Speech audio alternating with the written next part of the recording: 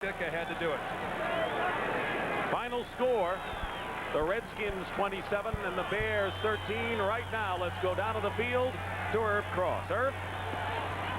Yes, man, at Soldier Field right now, I guess, Jay, you beat the best defense in the history of the National Football League. Surprised you scored 27 points? Well, yeah, I really am surprised. I thought if we scored 21 points, we had a real good shot at winning the game because, their offense relies on their defense. And what we did in the second half, we came out, we took it to them. How did you control those linebackers? You had to be concerned about Wilson and Wilbur Marshall. Well, we did. What we had to do was mix them up, okay? Didn't know if the guy was coming out of the backfield or if he was blocking.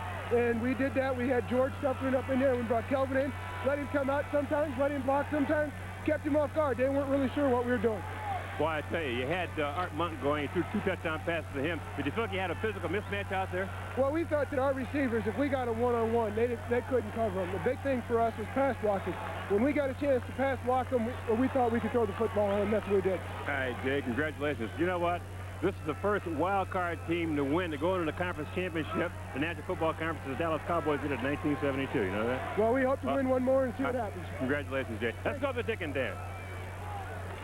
All right, Will McDonough. All right, Irv, thank you very much for Dan Deerdorf. Dick Stockton saying so long. The final score, the Redskins 27. They shut out the Bears in the second half. Only 13. Stay tuned for the NFL Today postgame show with Brent Musburger. You've been watching CBS Sports coverage of the National Football League.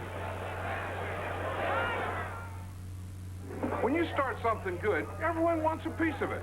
Take light beer from Miller. Now there's lots of light beers out there saying they're less filling. Heck, that was the easy part. The hard part is brewing a light beer that tastes great. That's why Light's always brewed only with the finest ingredients. To let all that great beer taste come through for guys like you and me. The taste that's made light beer from Miller, America's favorite light beer. Hey, I always thought it was easy opening can. We're not a company. Post-game show is sponsored by Miller Lite, proud sponsor of NFL Lineman of the Year. There's only one light beer, Miller Lite. Again, Brent Musburger.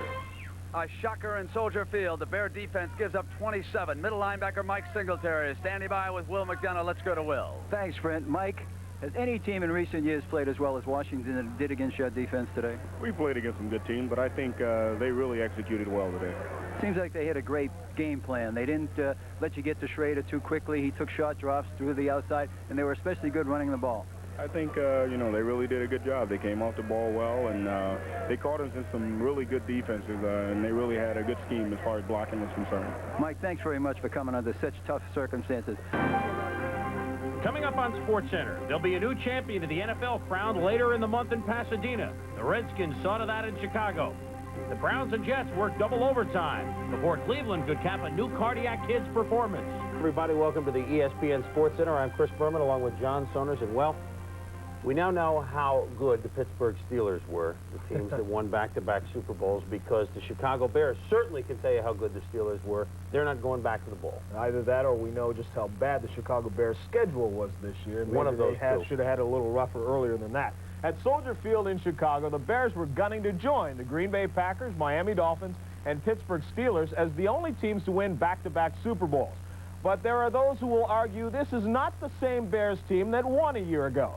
Today, the Redskins proved them all right, because the Skins would come on and take the victory. Jim McMahon, with his bad shoulder, looking on as the Redskins were in Chicago to play the Bears. Dennis Gentry takes the ball here from the 4-yard line on the opening kickoff, and he almost breaks it wide open for the touchdown. Watch here as he breaks through the seam, follows the blocking, gets it down to the Redskins' 35-yard line before he's finally pushed out. Looks like it's going to be a Chicago kind of day. But the Bears couldn't get the touchdown. They couldn't even get the field goal. Butler misses a 49-yard attempt, and this was the omen of things to come. The Redskins strike first blood here. Jay Schrader back to pass, picks up the blitz, and tosses this one to Art Monk. Comes down in the end zone with a touchdown, 7-0. Doug Flutie comes back. This ball is a little bit underthrown, but Willie Gault then turns it into a touchdown as he shakes it from about the 20, goes in for the touchdown. It's all tied up at 7-7. Walter Payton gets the call. Dexter Manley nails him. Payton had less than 50 yards rushing here. Second quarter, Bears can't get the touchdown again. Butler called on 41-yard field goal. Doug Flutie then looking for the open receiver. He finds his man, but it's Darrell Green, and he returns it to the Bears' 26-yard line. Flutie was intercepted twice today. Only 3 plays later, Schrader scrambles again with the Bears blitzing and tosses this one again to Art Monk for the touchdown, 23 yards, 14-13. Walter Payton again, he had a tough day. The Redskins wanted to shut him down. They did it. He fumbles the ball here on the same drive in the 4th quarter now. Redskins on the Bears 18. This one going to Monk again. It is knocked away by Richardson, but he's called for pass interference. That puts the ball on the 1-yard line. You call on George Rogers there. He takes it in. The Redskins up by 8. Mike Ditka knows it's all over, looking dim for the Super Bowl champions. Redskins go on to win it 27-13. Jay Schrader, 15 of 32, 2 touchdown passes, 184 yards as Washington wins it 27-13. Ditka and the Bears missed the chance for the return trip to the Super Bowl. We lost the battle, fellas, but we didn't lose the war. There'll be a lot of things that'll be accomplished with our quarterbacks and with our football team yet. We're still a young team, and we're learning, and maybe we're learning as coaches, too. It's a tough deal, and, you know, I just think it's one of those things, but the Bears will be back. Well, it's a great feeling. We've been in that situation before. We know how hard it is to maintain that high-level performance, and we just thought if we came in here and played our type of ball, didn't make any mistakes or any turnovers, we knew we had a great shot. We knew we had a real good football team. Everybody kind of wrote us off. They figured that this was going to be our last game. Hey, guys took it to heart. We went out there and played the best football game we could possibly play. I think the best way to put it is just extremely hard fought. A lot of guys laid it on the line, and we're thrilled, really, to be in the Final Four, really. We came in here as an underdog, and no one never really gave us a chance. I tell you, we hung in here together as a team, and we kept collaborating together and just believing in the Redskins. 2 years ago, the Redskins had won back-to-back at least NFC crowns, and the Bears knocked them out of the seat. So 2 years later, the Redskins repay the favor, knocking the Bears out of the hot spot. They hadn't won a playoff game since before they moved to the AFC. Heck, in 1969, there wasn't even an AFC, just an AFL. For most of the afternoon in Cleveland, it looked as if the Browns would still be looking backwards at 69 at yesteryear, rather than forwards to an AFC title game. But oh, that late 4th quarter and 5th quarter and 6th quarter against the New York Jets. This was the shot in Cleveland where the emotions changed so rapidly that waves were forming on Lake Erie. Yeah, some fans knew how to dress. Some fans also knew how to dress. Tom Mees covered the game. The Jets drew first blood. Razzle-dazzle in the 1st quarter. Freeman and McNeil. Back, a lateral. The starting quarterback, Pat Ryan, throws to Wesley Walker. Nailed to the goal line. Holds onto the football. 7-0 Jets in the 1st. But then the Browns, starting on their own 2-yard line, unleash a 98-yard drive engineered by Bernie Kosar. And the biggie, the fake reverse. Herman Fontenot, the catch at the 10, into the end zone, 37 yards. We're tied at 7. 4th quarter, it's 13-10 Jets. Kosar's been intercepted once in the end zone by Russell Carter. Jerry Holmes with the INT for the Jets. Marty Schottenheimer says, hey, we're 12-4, but this doesn't look good. Then on the next play, Freeman and McNeil. With about 4 minutes to go, runs 25 yards. The Jets think they've sealed it with a 20-10 lead. Joe Walton says, but wait a minute, guys, don't do that. 2nd and 24 on their own 17. You don't see it, but Gastineau is so late on the hit. It gives the Browns an automatic first down. It would have been 3rd and 24 mark. And so Bernie Kosar capitalizes, hits Brian Brennan down to the 3, sets up a Kevin Mack touchdown just under 2 minutes at 20-17 Jets. After 3 downs in a Jets punt, Kosar up the middle. Carl Howard pushes Brennan badly. Pass interference. 26-yard pickup. Joe Walton says, can it be? Yeah, it is. Kosar goes to work after that. Throws the rainbow. Webster Slaughter catches it out at the 5. They throw once into the end zone, almost intercepted. Mosley hits on the chip shot, 22-yard field goal. We're tied at 20, moved to overtime. In the 1st overtime, Mosley, 23, no good. The Jets have second life. But they never made a first down in overtime to the Jets. And early in the 2nd OT, 2:02 into the 2nd OT, 27-yard field goal for Mosley. He says, phew, that was over with. And Cleveland beat the Jets 23-20 in the 3rd longest playoff game ever in NFL history. Cleveland moves on at home next week against either Denver or the New England Patriots. As for Bernie Kosar, he set all sorts of records. We told you 3rd longest game. Well, nobody ever in the playoffs has attempted 64 passes. Nobody has ever thrown for 489 yards. He tied the record with... Here's Tom's report. Defense was the operative word in Cleveland Saturday, and both defenses were dominating for 3.5 quarters. The Jets defense stopped Cleveland's running game, better known as Kevin Mack, and bent but didn't break against the air attack, better known as Bernie Kosar.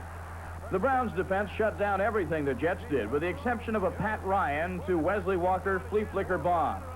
It was still 13-10 Jets, and the Browns had the ball in their own territory, but Bernie Kosar was intercepted at his own 25, and the Jets' Freeman McNeil made Cleveland pay with his touchdown run. The Jets had a 20-10 lead with 4:08 left, and the Jets were ecstatic.